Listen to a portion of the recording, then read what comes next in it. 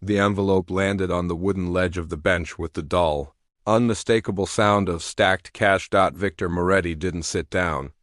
He stood tall in his $3,000 suit, arms loose at his sides, the smirk of a man who had never lost at anything in his life. 42 years old, 3 dealerships on Route 10, a Rolex that cost more than most people's cars.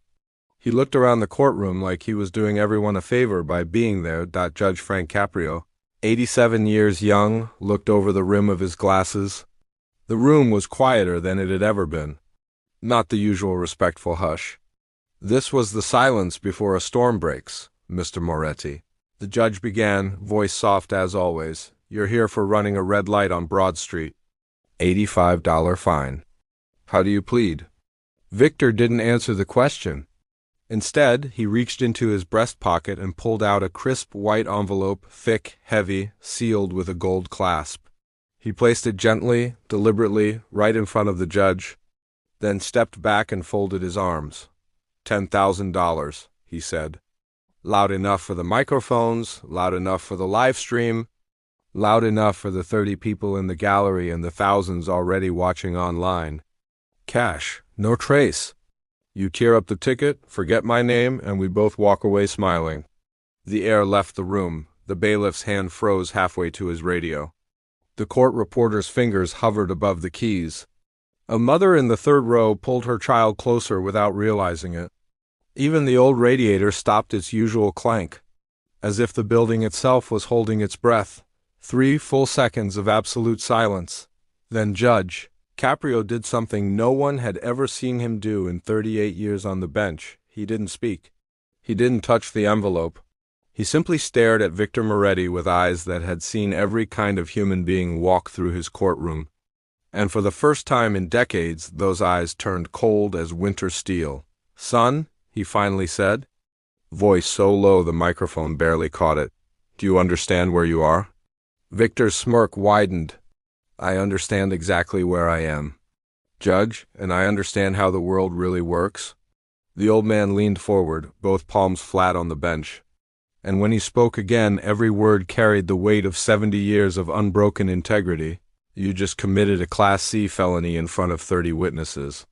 4 high-definition cameras, and a direct encrypted feed to the Rhode Island Attorney General's Corruption Division. That envelope you're so proud of? It just became Exhibit A in a case that will put you in the adult correctional institutions for a minimum of 3 years. Maximum of 15. Victor's smirk flickered just once. Judge Caprio raised one finger. The side door opened before the finger was fully raised.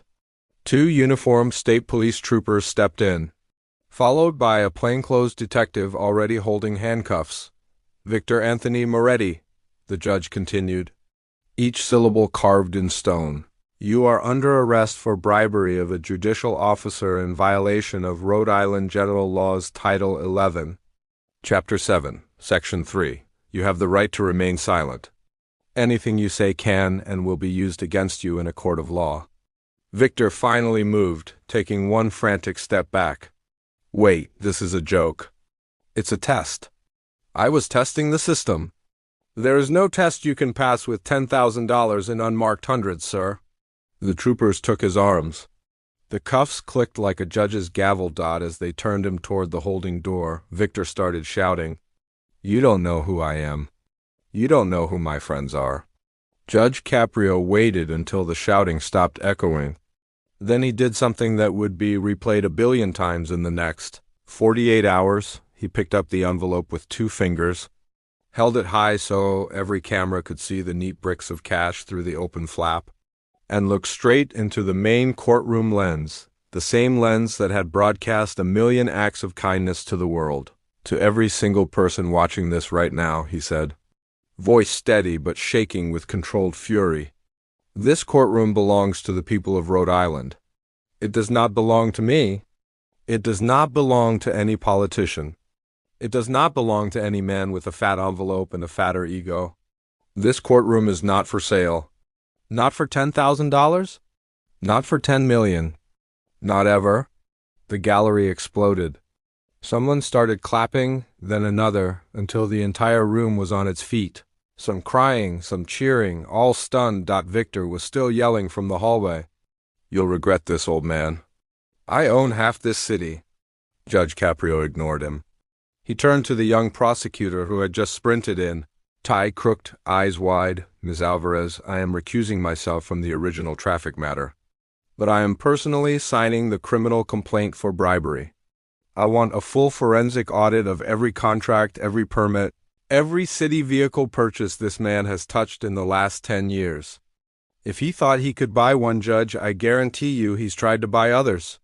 The prosecutor could only nod. The judge then did something else no one expected. He opened the evidence bag himself, slid the envelope inside, sealed it with red tape, and wrote across it in thick black marker, "Exhibit A, attempted bribery of a judicial OFFICR people via Moriti December 1, 22-5 presiding. Hun, Frank Caprio." Then he looked at the clerk.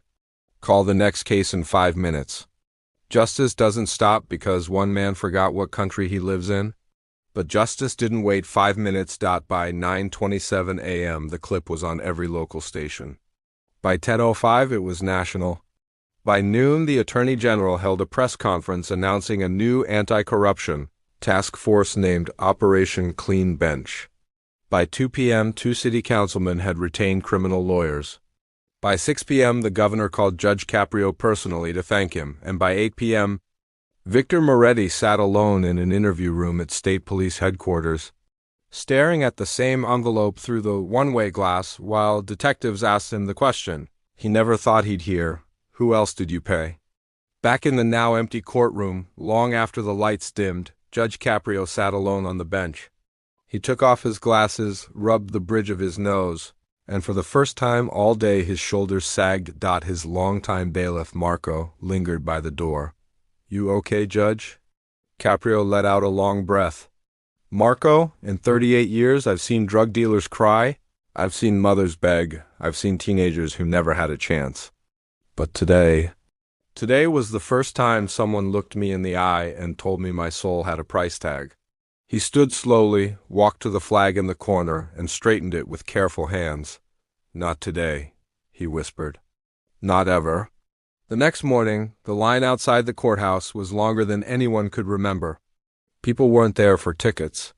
They were there to shake the judge's hand, to leave flowers, to thank him for reminding them that some things in America are still sacred, and in a small holding cell, Victor Moretti learned the real price of arrogance. 15 years, no parole for the first 7, and a permanent place in history as the man who tried to buy Judge Frank Caprio, and discovered that some men cannot be bought at any price, because on December 1st, 2025, in a little courtroom in Providence, Rhode Island, an 87-year-old judge with kind eyes and an iron spine proved that justice still has a pulse, and it beats strongest when someone dares to believe it can be sold.